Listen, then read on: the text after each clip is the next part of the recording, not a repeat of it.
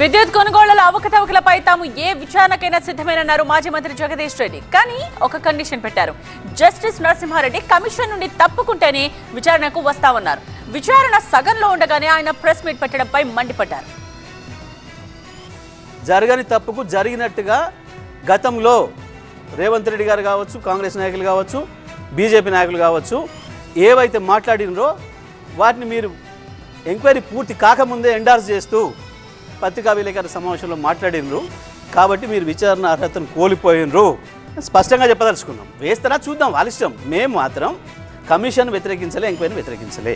కానీ జస్టిస్ నరసింహారెడ్డి గారు ఏదైతే చేయకూడని పనిచేసినరో యాజ్ ఎ కమిషన్గా దాని విషయంలో మాకు కూడా అభ్యంతరాలు వచ్చినాయి. ఇప్పటి వరకు భారతదేశంలో ఎక్కడ ఏ కమిషన్ కూడా ఈ రకంగా ప్రవర్తించలేదు. Okay, number 1.